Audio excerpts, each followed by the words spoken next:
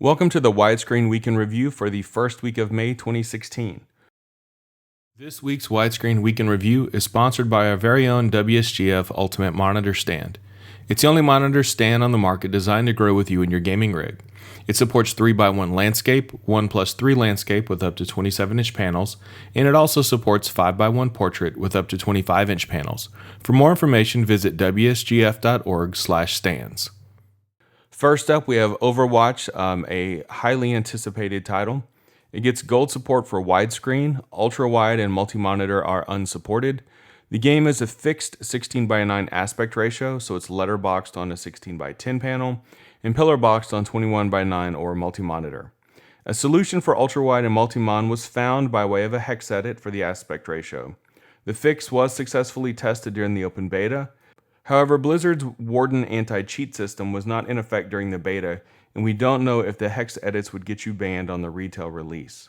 If the hex edits are confirmed to avoid bans, then the grading can be changed to limited support. If an easier solution is also found, then the score may improve further. But until then, we will still rate Overwatch unsupported for ultra-wide and multi-monitor.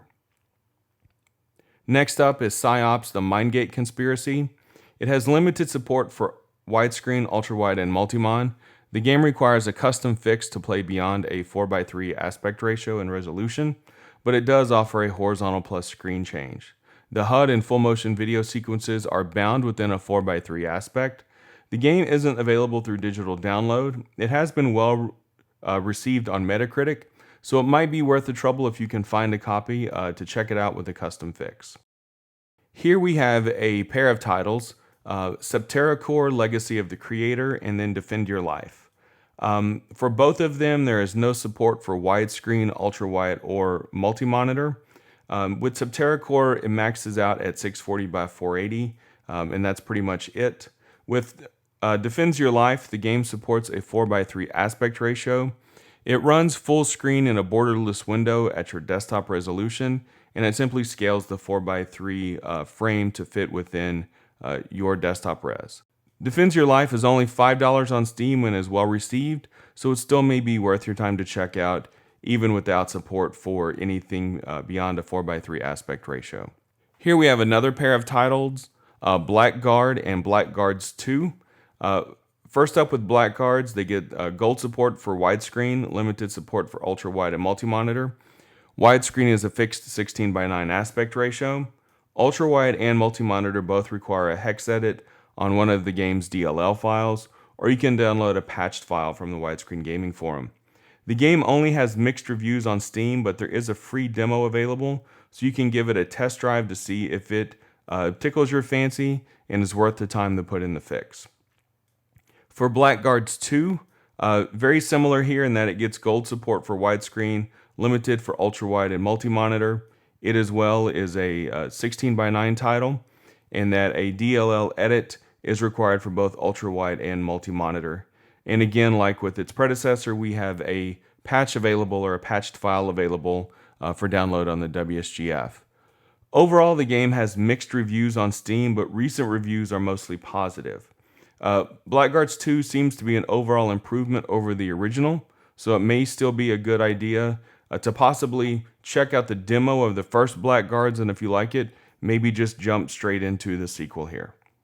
Next up, we have Broadsword, Age of Chivalry. It gets silver support for widescreen, ultra-wide, and multi-monitor. The game is natively supports 16:9, 16:10, and any other aspect ratio can be forced via a command line switch. The HUD is spanned, which can impact game in multi-monitor, and when you zoom out fully towards the edge of the map in multi-monitor, you may also see the edge of the rendered world. Doesn't impact gameplay, but it's certainly a blemish to watch out for. Here we have Spirits of Xanadu. It gets gold support for widescreen and ultra-wide, and silver for multi-monitor. The field division is naturally vert minus as the aspect ratio increases, but this can be offset with an FOV slider in the game options. The default field division is 90 degrees, and the slider in the game options offers a range of 70 to 120 degrees. Higher field division beyond 120 degrees is available through a registry edit. The native in-game options are sufficient through 21:9 ultra-wide, but you'll need the registry edit fix for multi-monitor. Some HUD elements are on the screen edges, where others are in the center. The game runs $10 on Steam, and it's been well received there. If you're a fan of the genre, it's probably worth picking up and dealing with some of the fixes that you'll need to put in place or some of the minor annoyances, particularly in multi-monitor. Here we have Medal of Honor Allied Assault War Chest. It has limited support for widescreen, ultra-wide, and multi-monitor. The game requires an INI edit to set the resolution to anything other than 4:3, and then it also requires a hex edit for each game for the correct aspect ratio. We do have some updated files for download on the WSGF. These will come in really handy so you can avoid having to do the hex edits by hand. As an alternate solution, you can set the field of vision via an INI edit as well. However, it has to be re-enabled each time you enter a level. It's hard to believe now, but this title is almost 15 years old. The War Chest bundle is available on GOG for $10. So if you're looking for a bit of nostalgia, maybe missed the games the first time, or liked them the first time, for $10 you can get a set of great titles that you can coax to run on your modern hardware.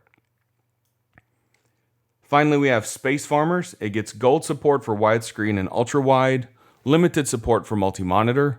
The game offers native horizontal plus gameplay, but multi-monitor has a spanned HUD.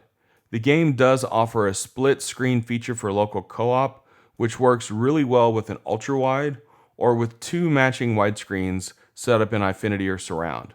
The game is a $10 2-pack on Steam, meaning you get two for the price of one, and you can instantly gift one to a friend for online multiplayer.